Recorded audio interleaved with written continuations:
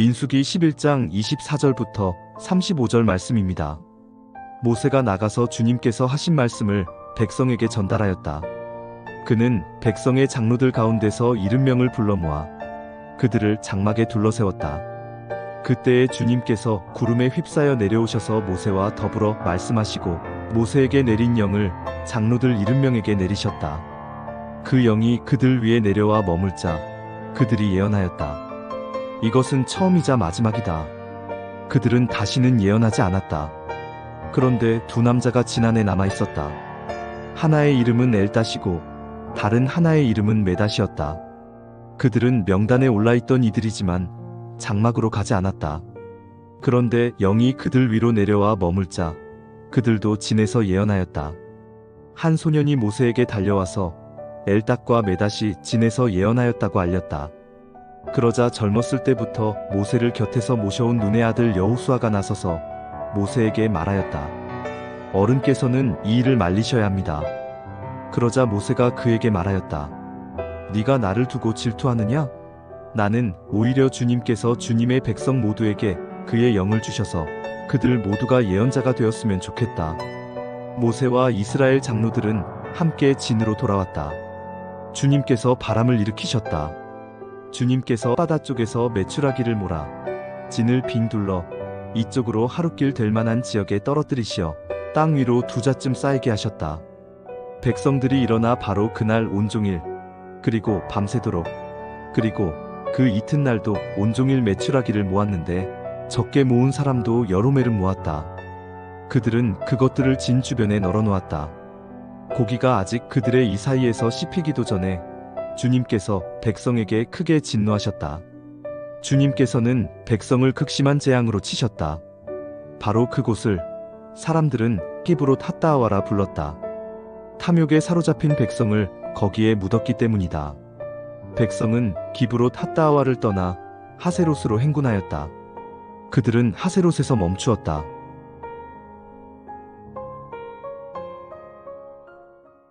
네, 샬롬. 오늘도 말씀 앞에 나오신 여러분들을 축복합니다. 생가치로의 행방불명을 보셨습니까? 저는 꽤 재밌게 보았는데요. 이 영화를 보면 처음에 센의 엄마 아빠가 이렇게 차려진 음식을 먹고 돼지로 변하는 장면이 나옵니다.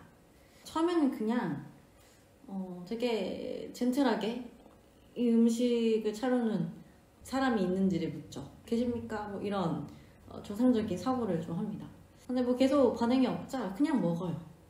처음에는 그냥 이렇게 먹던 사람들이 점점 탐욕스럽게 먹는 모습으로 변하게 됩니다. 그러다가 모습이 사람에서 돼지로 변하게 되는 거죠. 여러분, 이처럼 탐욕은요, 우리 안에 늘 내재되어 있는 죄성인데요. 이 탐욕은 지나친 욕심을 말합니다. 이 지나친 욕심이 우리 안에 내재되어 있는데 이것이 정말 우리 밖으로 드러나면 세네 부모님처럼 그 대상에 눈이 멀게 되고 내 모습이 또 망가지고 또 변해가는지도 모르게 되는 것이죠. 그래서 우리는 뭐 어떤 대상이라고 한다면 뭐 이런 음식도 있을 수 있고요. 혹은 돈, 물질에 대해서 우리가 탐욕을 부릴 수도 있고 어떤 관계, 어떤 사랑에 대해서도 우리는 탐욕을 부릴 수 있습니다. 왜 탐욕을 부린다는 것은 어떠한 의미냐면 하나님만으로 만족하지 못한다는 반증이에요. 우리가 하나님으로 만족하는 사람들은 내게 주어진 어떤 생활 가운데 자족할 수 있고 감사할 수 있습니다. 그러나 우리가 하나님만으로 만족하지 못할 때 나오는 태도가 이런 탐욕스러운 모습입니다. 어떤 돈이나 관계나 혹은 어떤 다양한 어떤 대상들을 통해서 내 마음을 채우고자 하는 것이죠. 그런 채우고자 하는 어떤 집착이 점점 커지게 되고 또 그것이 없으면 죽을 것 같은 그런 마음들이 바로 이 탐욕입니다. 그래서 그리스도인들에게는 반드시 이 탐욕을 절제하고 또 내게 주어져 있는 상황 가운데 자족하는 마음이 필요한데요. 오늘 본문 말씀에서도 보면 자신들의 어떤 마음을 절제하지 못하고 또 탐욕을 부려서 하나님께 심판을 받는 이스라엘 모습이 나옵니다. 지난 시간 우리가 이스라엘의 이러한 모습을 살펴보았죠. 울며 고기를 구하는 모습. 누가 우리에게 고기를 주어서 먹게 하랴. 이러한 백성들의 불평에 하나님께서는 냄새도 싫어하기까지 한 달 동안이나 고기를 먹게 하시겠다고 말씀하셨습니다. 모세가 어떻게 반응합니까? 아니 어떻게 한 달, 이 60만 명이 넘는 사람들에게 고기를 먹게 하겠습니까? 어떻게 그것이 가능합니까? 하나님께 반문을 하죠. 이 하나님께서 이렇게 대답하십니다. 여호와의 손이 짧으냐? 이 말씀에 대한 하나님의 일하심이 31절에 기록되어 있습니다. 31절 바람이 여호와에게서 나와 바다에서부터 메추라기를 몰아 진영곁 이쪽 저쪽 곧 진영 사방으로 각기 하루끼 되는 지면 위 2규빗쯤에 내리게 한지라. 그러니까 바람을 막 불게 하셔서 메추라기를 이렇게 내리게 하는 거죠. 마치 하늘에서 음식이 떨어지는 것처럼. 모세는 하나님의 기적을 경험하고 또 그 말씀에 따라서 직접 그런 기적들을 행하였음에도 불구하고 하나님께서 과연 이 60만 명이나 되는 사람들에게 고기를 한 달 동안이나 먹이실 수 있을까라는 의심을 품습니다.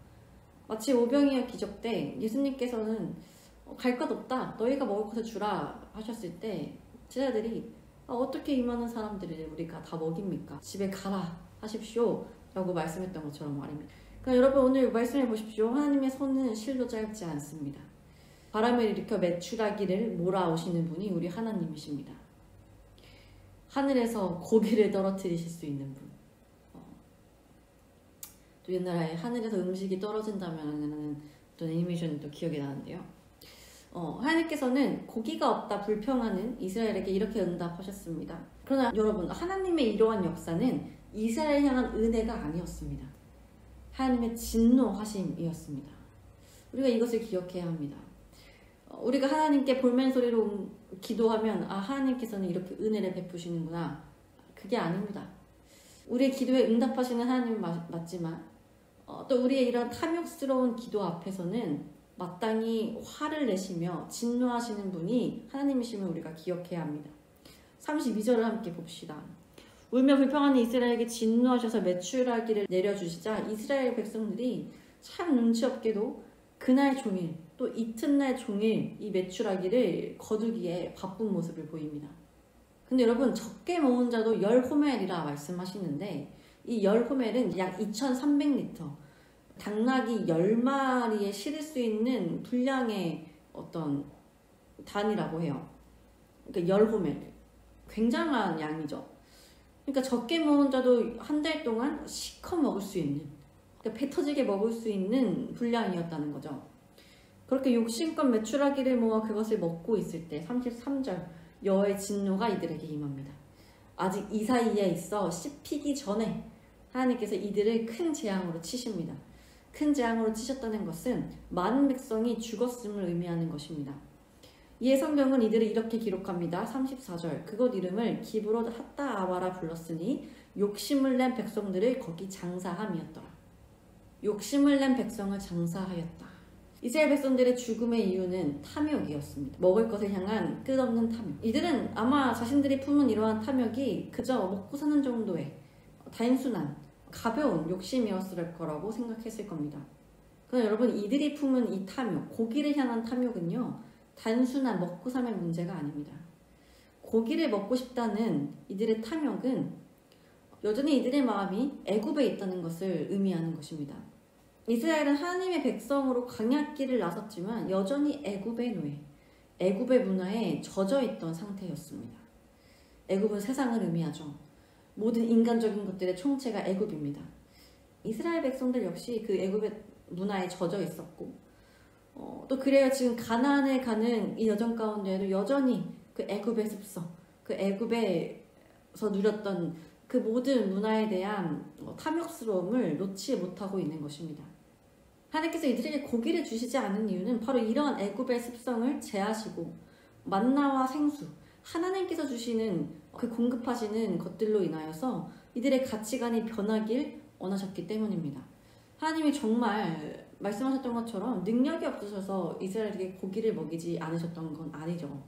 하나님께서 이들에게 그동안 고기를 주시진 않은 이유, 이러한 고기와 부추, 이들이 원하는 여러 음식들이 애굽의 습성을 계속 담고 있기 때문이었습니다.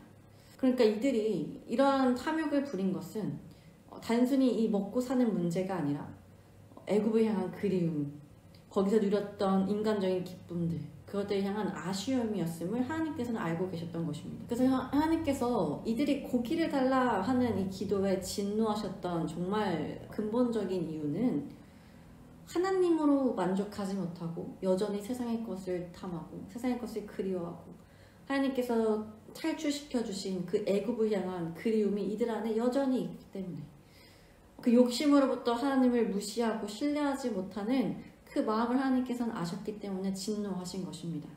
여러분, 우리 안에도 이러한 욕심이 있지 않겠습니까? 우리는 세상을 살아가고 있습니다. 세상 안에 살고 있죠. 그래서 우리가 하나님의 말씀을 듣고 예배를 드리고 또 그리스도를 살아가지만 우리 안에도 세상을 향한 어떤 꿈틀대는 욕심들이 있습니다. 그때마다 우리는 하나님께 그것을 달라고 기도하죠. 그러나 하나님께서 우리에게 주시지 않을 때 우리는 어떻게 합니까? 이스라엘이 그리워했던 것처럼 하나님을 원망하고 마치 그것이 없으면 죽겠다는 마음으로 울면서 하나님께 기도하지 않습니까? 여러분, 이것이 우리 안에 탐욕이 있다는 증거이고 우리 안에 탐욕이 꿈틀댈 때 나타나는 우리의 반응입니다. 하나님만으로 만족하지 못한다는 모습이 이렇게 드러나고 있는 것이죠. 여러분, 우리가 하나님을 믿는다는 것은요, 하나님만으로 만족한다는 고백이기도 합니다. 하나님을 믿는다는 것은 하나님만을 사랑하겠다는 고백입니다. 사랑하는 사람과의 삶이 때로는 힘들고 때로는 내가 원하는 것을 얻을 수 없을지라도 그 사랑하는 사람만 있으면 행복한 것 아니겠습니까? 하나님께서 우리에게 원하시는 것은 바로 그러한 마음입니다. 근데 여러분, 사랑하는 부부가 늘 서로에게 만족하지 못하고 또 서로의 존재에 대한 어떤 만족감과 믿음 없이 돈, 또 여러 조건들만 계속 요구를 한다면 그 관계가 유지가 될까요? 아마 금방 그 관계는 무너질 것입니다. 뭐 이런 말도 하잖아요. 넌 돈이랑 결혼했어? 나랑 결혼했어? 하나님께서도 우리에게 물으시는 거예요. 너는 돈이랑 결혼했냐? 나랑 결혼했냐? 넌 나를 사랑하냐? 돈을 사랑하냐? 너는 사람을 사랑하냐? 나를 사랑하냐? 너는 이런 썩어질 고기들을 사랑하냐? 나를 사랑하냐? 하나님과 우리 관계에도 이러한 모습을 비춰보아야 합니다. 여러분, 하나님을 사랑하는 자들에겐 부족함이 없습니다. 근데 우리에게 늘 가장 좋은 것을 주시는 아버지가 계시기 때문입니다. 우리가 하나님을 믿노라 하면서도 늘 부족함을 느끼고 그래야 그 결핍에 대해 집착하고 탐욕을 품는 것은 하나님을 온전히 신뢰하지도 사랑하지도 않는다는 증거입니다. 우리가 이러한 마음을 하나님이 기뻐하시지 않으실 뿐 아니라 그 끝에는 하나님의 진노하심이 있음을 우리는 기억해야 합니다. 그리고 이스라엘을 출애굽시켜 젖과 꿀이 흐르는 가나안 땅으로 인도하신 그 선하신 하나님께서 내 인생도 그렇게 인도하실 것을 여러분들이 다시 한번 기억하며 믿으시기를 소망합니다.